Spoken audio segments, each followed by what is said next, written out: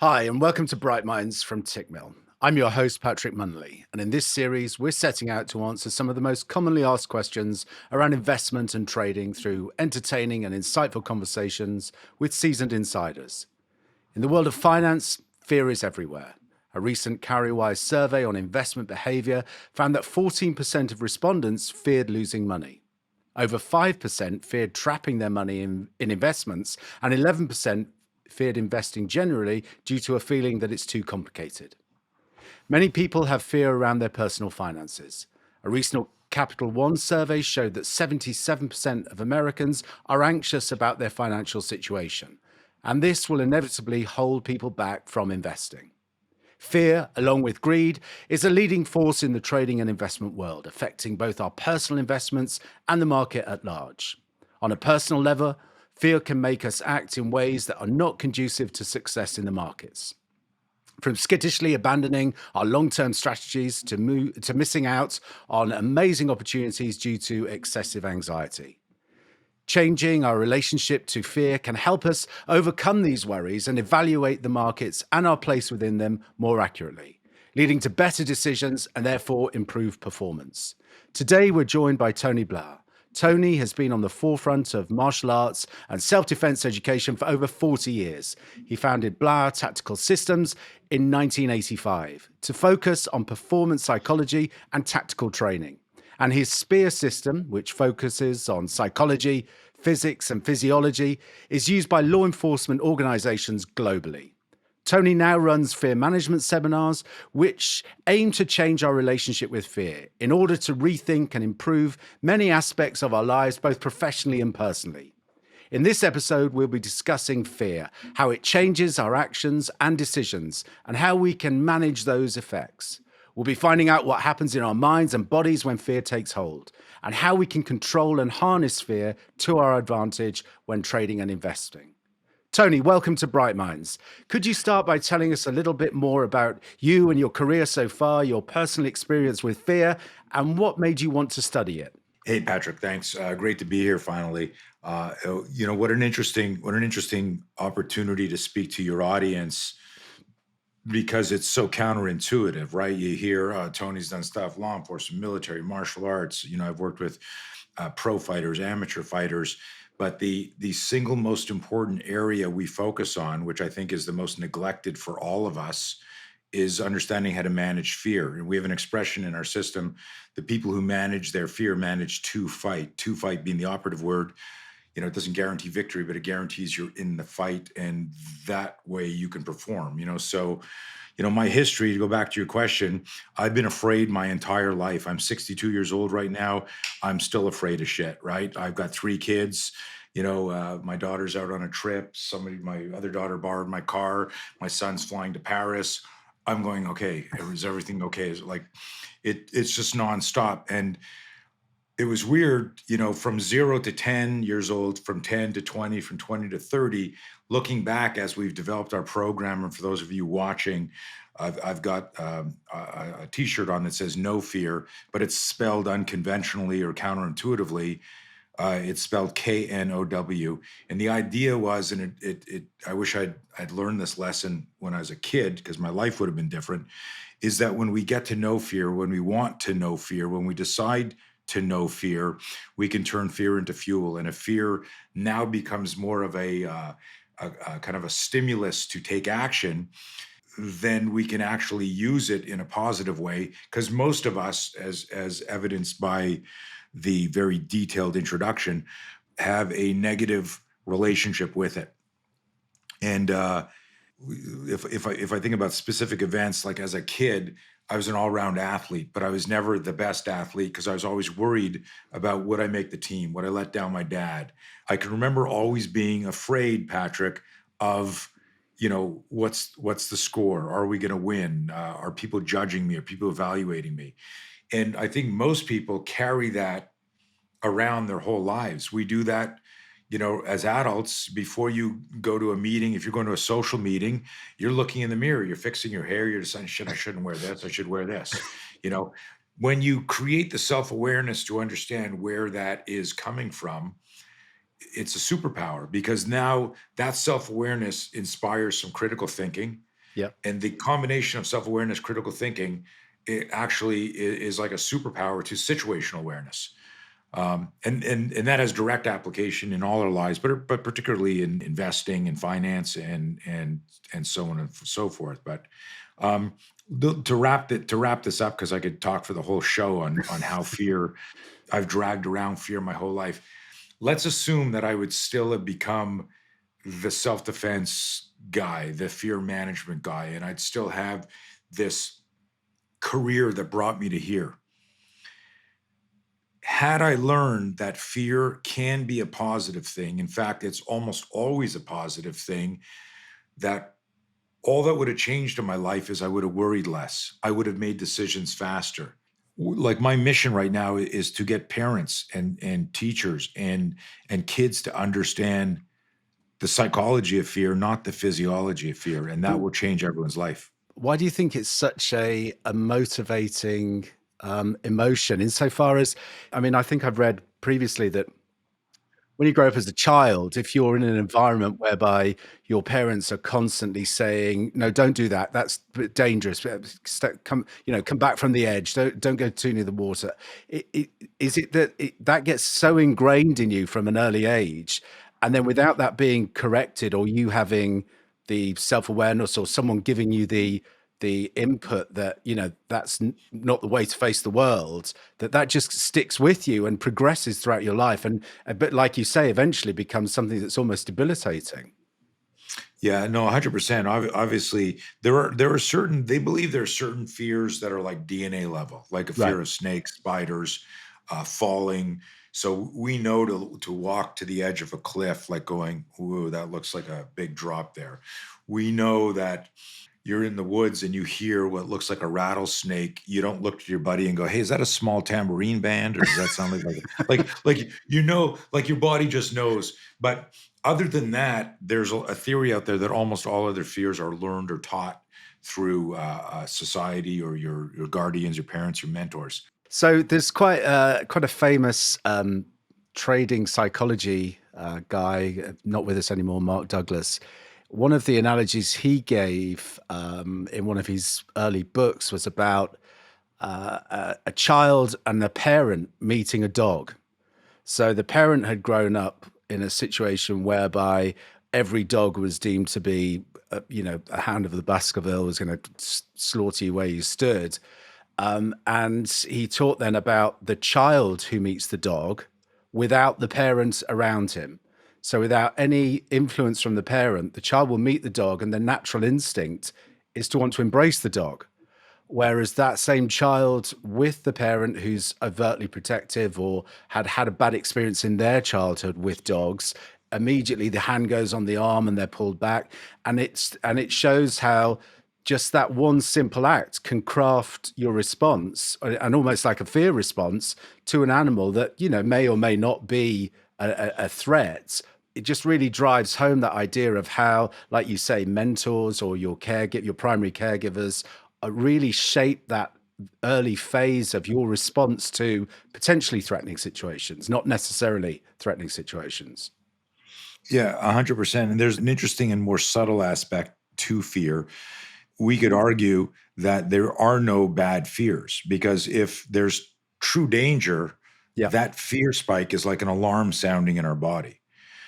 If it's imagined danger, and I wrote an article on this recently, that the difference between a real threat and a perceived threat is only the threat, but the impact on the body and the mind is the same. It's interesting because there's the classic belief system of, like, money is the root of all evil, right? Sure.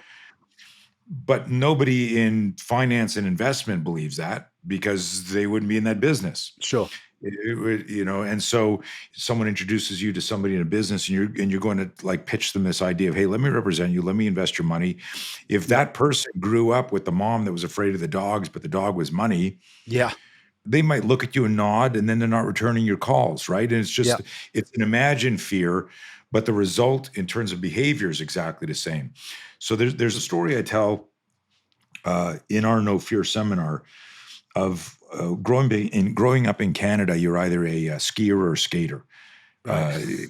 And my family grew up on skis. My parents were both very famous in the ski patrol, and I Right. was I was skiing when I was 3 years old, and I was really really good, but I never won a race. I would always wipe out. So people would say, like some people go, "Oh, you're a self-sabotager." I go, no, I always showed up on time. I skied my ass off, but I would always catch a tip. I would always wipe out. And I realized that my ski coach wasn't a ski coach, Patrick. He was a ski trainer. And I think this is application for all the parents listening, but also the managers and leaders Yeah. is is sometimes you think you're mentoring people, but really what you're doing is just teaching them steps and stages, and then you can't figure out why they're not rising to the occasion. The Sure. rise to the occasion element is a more of an emotional, psychological flow state where that individual is unconsciously or consciously using their fear of an outcome to drive them towards the outcome, if that makes sense. Yeah, I totally agree with that. Totally agree with that. And that brings me to the next point I wanted to speak with you about. I know we talked about it off camera before about the victim's vocabulary and how that can really negatively impact performance, and that like self-talk loop that starts going and takes you down a pretty dark path, really. Yeah. So I always make this joke that let's say you're having like a really good day and then tomorrow's a really good day. We start to think like, man, like, okay, what's up? What's going to happen? Because this is like everything I'm doing is touching the goal. We start to almost start thinking something's going to happen. Like when I get a big opportunity in business, it's an unsolicited thought that goes, oh man, okay, how's this deal going to go south? What's going to happen Yeah. here? Yeah. Because as entrepreneurs, we work on way more deals that never happen than deals that do happen. That is such a great link to investing and trading, because more often than not, you're getting negative feedback from the markets or the investments you're involved in, whereby they're either not performing as you'd anticipated or they're stagnating. But then it's just that small percentage that work out and pay out. And as long as you can manage your internal state to go with the flow and let the good opportunities run and don't have fear about cutting the bad opportunities, then that balance of probabilities ultimately works in your favor in the end. So an interesting thing, and I come back to this article I wrote recently about the difference between real fear and imagined fear. They both can debilitate. They both can create what we call emotional inertia. So inertia is like a body Yeah, in space, inability to move. Emotional inertia is I should be selling, but I'm hesitating, or I should be buying, but I'm hesitating. yeah, Um, the difference between the imagined fear and the real fear doesn't change our physiology and our psychology, yeah, but we only find out afterwards that it was imagined fear. But the yeah, impact and the toll on our body. So a really interesting concept, and one that we teach people to work through is if you could vet, in other words, you could evaluate and go, oh my God, this is imagined fear, then you can get out of the fear loop faster. In terms of business and life, we imagine more fears than we experience. If I talk to somebody and I go, hey, why don't you invest? Oh, I don't invest. Why? Money's the root of all evil. Okay. If you look at any belief system and you peel that onion, the core of a belief, especially an erroneous one, is going to be fear. Why yeah, somebody does or doesn't do something is going to be fear. And I've been on negotiation podcasts, I've been on military podcasts, I've been on mental health podcasts, and it always comes, how is it that I can talk about the idea of improving your self-awareness so that you understand what you're afraid of, so yeah. that you can decide, is this a reasonable fear, or what am I going to do with this information? How does that have ubiquitous application? And it does, because, and I alluded to this earlier, when we get a fear spike is a external stimuli or an internal stimuli. If I imagine it, Yeah, it's in my mind. If it's external, I see it, then my mind starts to go right away. yeah, When I go in the fear loop, what immediately starts to happen is, and this is universal, regardless of gender, age, experience, doubt, hesitation, procrastination. yeah, Those three steps happen automatically, and they can happen like in a nanosecond. yeah, And I'll give everyone listening to this an example. We've all forgotten our keys our wallet or our phone somewhere at a restaurant, at a meeting, in a bathroom. And as soon as you walk, there's a part of your RAS, your reticular activating system, that goes, my watch, my phone, my wallet, whatever it Yeah. is. Have you ever, you've traveled Yep. obviously, Yep. in your life. Have you ever walked out of your hotel room and as the door is closing and you're 2 steps away, you realize you forgot your key in the room? Yeah. Yeah. But what happens? This happens. I'm going to act it out for people watching the show. You're like this, you're walking, and all of a sudden you put your hand in your pocket, and then all of a sudden in slow motion, you're like, Slow no. motion. And you try to lunge back with your foot, with your hand. Now, here's what's so insane about this. You're in a hotel and there's 10,000 keys down the front desk. You know that if your wallet was in the room, security will come up with you. If you got your wallet on you, you give your key. But we still dramatically go, no. But here's the funny thing. It doesn't matter if that was about some war, about some election, and immediately that's going to impact the stock market. And, Yeah. and now there's going to be real news and fake news, and you got to decipher all that. And your clients are panicking. That's like closing with the key, where you go, no, and you react to it. But what I want to explain to everybody here, in that single moment where a stimulus was introduced too quickly, our brain goes to doubt, hesitation, procrastination. And then there's an immediate overreaction. But if you learn the system and you study it, you can go, wait a minute. You can woosa for a second and go, okay, wait a minute. This is okay. This is cool. I'll get my key downstairs. I've got my wallet on me. And you start to analyze, okay, what should be the next intelligent step? Specifically for our audience, Tony, I mean, that is brilliant. I mean, it's something I was taught a long time ago, is the difference between reaction and response. So the reaction is all emotion and adrenaline, but response comes from logic Choosing, and ration. thinking. Yeah, exactly. And is there a mechanism that you can internalize that means you can, one, recognize reaction, and then two, move to response very quickly? So the idea is can we use external and internal fear and see it like a hologram map that we're standing on or living through? And what I mean by that is I'm driving along and all of a sudden a stimulus gets introduced too quickly. I'm like, this is perfect. I'm gonna get to the airport. We're gonna get there. I got 1 hour to get to the meeting. This is perfect. And you get onto the road and all of a sudden there's like a traffic jam. Yeah. And immediately you feel your nervous system go, oh shit, right? Yeah. I mean, this happens, and this has happened to you, it's happened to me. Yeah. And then you look, and this is what I mean by an external stimulus triggers a movie in your mind. Unless you go, okay, what is the map? The map is this. Doubt creates hesitation. Hesitation creates procrastination. Unchecked. What do I mean by unchecked? Meaning I don't have a system to reflect and then dissect. Yeah. And that was the reaction versus response moment. Yeah. And so we've heard of the react and this was actually inspired from some military training with a unit I was working with years ago.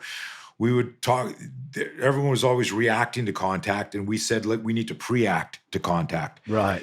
Pre-acting is you've done good scenarios, you've learned the system, you understand what the emotional psychological system is going to do. Yeah. So if I know what my mind's going to do, like for example, nobody wakes up in the morning and says, you know what, I want to practice my resilience today. I hope something catastrophic happens. Let's hope for a crash today just to practice resilience and keep your, like, nobody thinks that way. In other words, we don't get intentional reps on how do we handle stress and duress. Yeah. And so part of the No Fear program is actually we have a graphic that think of it as almost like a script map for the mind, where we're talking about I call it the neural circuitry of fear, how we make decisions under duress. And it starts with this idea that if self-awareness is the holy grail of superpowers, right? So if I come into your office and you're sitting there like this, doing this sort of thing, nervous twitching, and I go, dude, what's happening? And you go, like, how many times have you said to somebody who they're being bothered by something? It could be personal health, finance, relationship. And you go, hey man, are you okay? And they look at you and they go, yeah, why, what's up? and their lack of self-awareness, and this is so important, everyone listening, lack of self-awareness of being in the fear loop consumes time. That time in the fear loop is time you can't get back, and time is the only resource we can't regenerate. I love the acronym. I'm sure you've heard it before. Fear, false expectations appearing real. Yeah. And I have a fun definition of it. It's when I'm visualizing something in the future that is debilitating me in the present, slowing down. And listen, business loves speed. Yeah. Right? And a lot of the stuff that you guys do in finance, there's no second Yeah. place. No. Like, it's, oh, I came in second. Like, no. Second doesn't count anymore. This deal's over. So business loves speed. And the only way we can compete is if we improve our self-awareness. Our self-awareness lets us know, dude, you're in the fear loop. When you're in the fear loop, you're consuming time.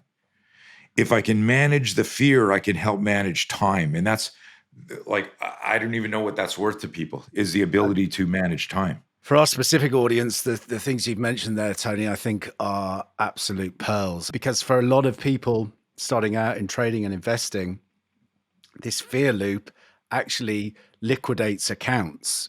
People lose sometimes it can be their life savings because of being trapped in this fear loop and not being able to have the level of self-awareness to respond in a timely fashion to, and I mean, there are lots of things within the markets that are outside of your control, but cutting a loser or letting a winning position run is within your control, and that is a response.